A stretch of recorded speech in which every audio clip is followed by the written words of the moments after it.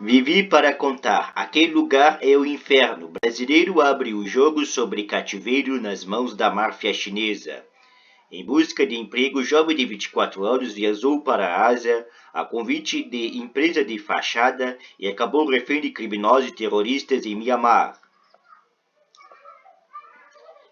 Patrick se aventurou do que se acredita ser uma saída pessoal para a crise e teve de lidar com mafiosos, terroristas, guerra civil, torturas e golpes cibernéticos em Mianmar. Foto Hermes de Paulo, agência O Globo. Tudo começou com o que parecia ser uma oferta de emprego em Bangkok, na Tailândia, com pagamento em dólar. A Natália, uma amiga de muitos anos, viu o anúncio de uma rede social e vislumbrou que trabalho em telemarketing fora do país daria uma vida melhor para elas e suas filhas pequenas. Eu também caí na história. Mal imaginávamos que nosso destino final era o inferno. Como ela tinha receio de ir sozinha, deixei tudo para trás e fui junto. As crianças ficaram com a mãe dela e eu estava certo de que nada daria errado. A Natália é uma das pessoas mais responsáveis que eu já conheci, mas o fato é que nós dois fomos enganados.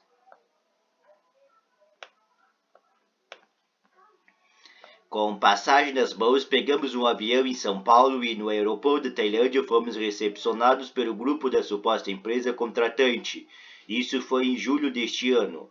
Um guarda nos esperava e passamos por trâmites alfandegários à parte. Não nos perguntaram nada, carimbaram nosso passaporte e deixaram ir. Pode parecer lógico achar tudo um pouco estranho, e eu achei, mas nunca tinha saído do Brasil, podia ser daquele jeito. Deixamos o aeroporto e fomos levados até um carro que aguardava do lado de fora. Começava ali uma viagem que duraria 5 horas com pessoas que sequer falavam inglês. Eu mal identificava o idioma. Naquele momento, como o destino combinado, iniciamos era Bangkok, comecei a ficar desconfiado. Paramos numa cidade chamada Mae Sot. Só mais tarde eu descobri que íamos para Myanmar, país onde fala pouco conhecido birmanês. A Natália ligou para os responsáveis pela empresa para entender o que estava acontecendo. A resposta foi que era para não nos preocuparmos, que estava tudo bem. A partir dali houve uma consequência de acontecimentos trágicos. Os celulares foram confiscados à criatura. Já não podíamos cogitar fugir porque ficaríamos no meio do nada, num lugar onde não conhecíamos. Ninguém sem dinheiro e sem falar o idioma. A ficha caiu. Éramos reféns. Foi quando o carro passamos por uma picape por homens armados. Só no Rio de Janeiro tentei manter a mente calma. A Natália se desesperou. Me sinto vazio. Patrick conta que aí vive o trauma ainda após o retorno do Brasil. Foto Paula Herbe de Paula, agência O Globo. Legião de enganados.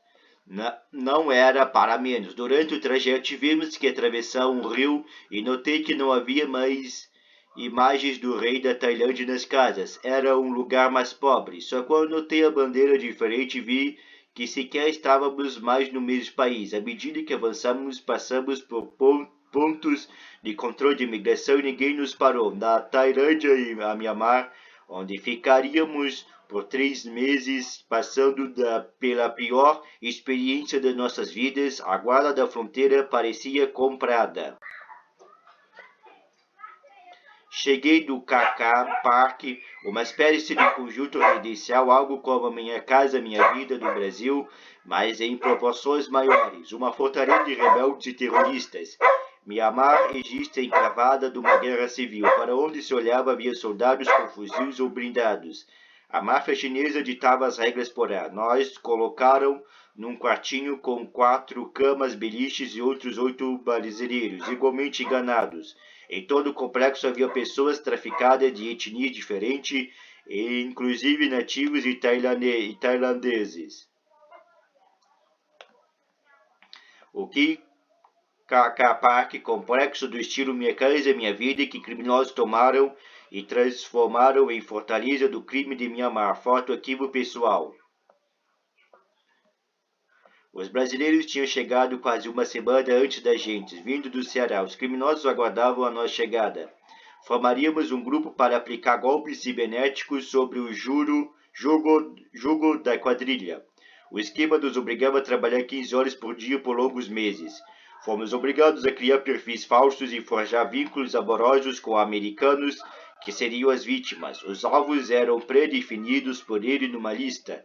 O trabalho da nossa parte era cegas, tínhamos que cumprir as ordens.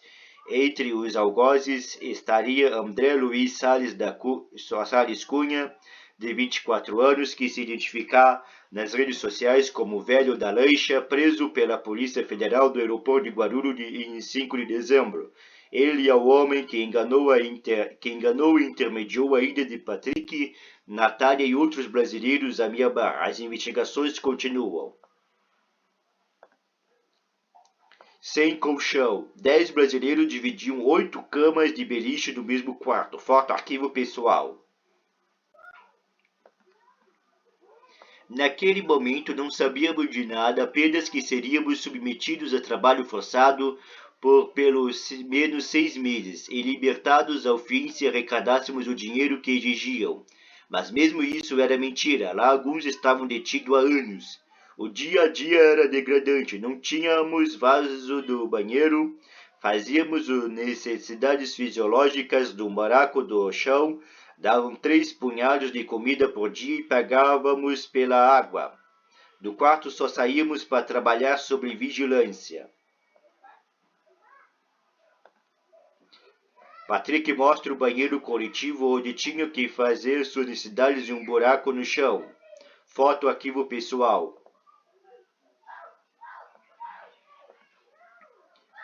Quem não batia a meta de golpes apanhava. Eram socos, pontapés, surras com pedaços de pau. Nossos celulares até podiam ser usados, talvez para não despertar desconfiança de parentes sobre um desaparecimento, mas aparelhos passavam por uma varredura. Uma vez por dia checavam nossas mensagens e ligações, questionavam se apagássemos algo.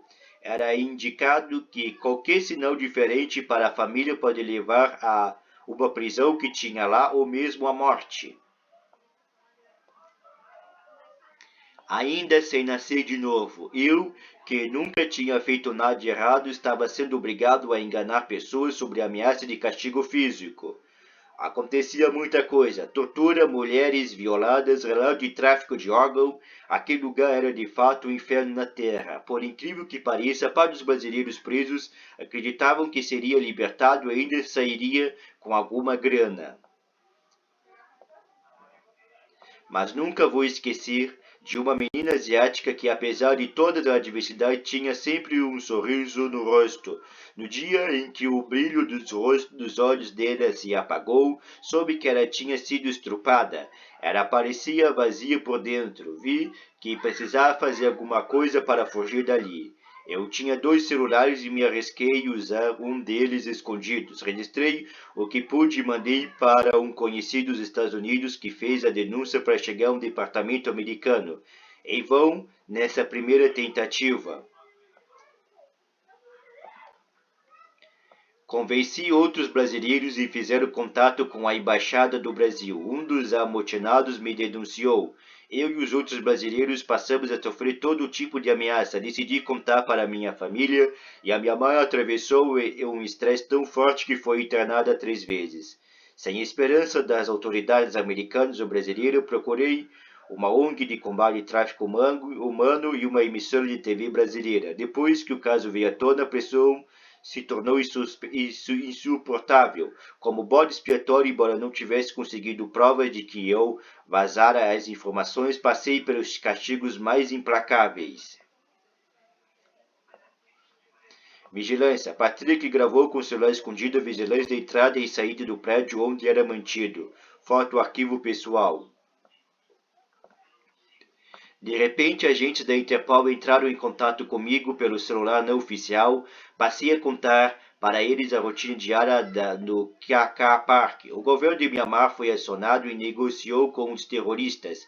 Eles aceitaram libertar 10 de uma lista de 15 brasileiros mantidos em cárcere e sob tortura. Sem utilidade para os chefões, fomos entregues aos terroristas que faziam a segurança do parque. A equipe de imigração de Mianmar nos resgatou e nos levou para a delegacia. Voltamos aos maus tratos dispensados a ilegais, e não à atenção dada à vítima de tráfico humano. A cela dedicou 30 pessoas, não tinha água. Somente após o governo brasileiro se manifestar, fomos levados até o embaixador brasileiro em Yangon, a antiga capital de Mianmar. Foi um alívio quando ele nos recebeu com passagem de volta para casa. Eu e Natália voamos de volta para São Paulo. Ele reencontrou os filhos. Natália recebia com emoção pela família o chegado ao Brasil. Foto Viva ABC Reprodução. Eu ainda não sinto que nasci de novo. Ficou a sensação de faca no pescoço e às vezes estou emocionalmente pior do que quando estava lá. É como se eu tivesse vazio. Minha família foi destruída, não tenho emprego, não estudo e não vejo perspectiva. Uma das poucas alegrias recentes foi ter decidido conhecer um irmão que vive no Paraná. Quebrado e perdido, estou revendo valores de família e senti a necessidade de encontrá-lo. No cárcere ficou a dor e um caderno inteiro de poesia que escrevi para fugir por alguns instantes daquela realidade. Patrick da Silva Palma Lopes, de 24 anos, em depoimento a Arthur Leal.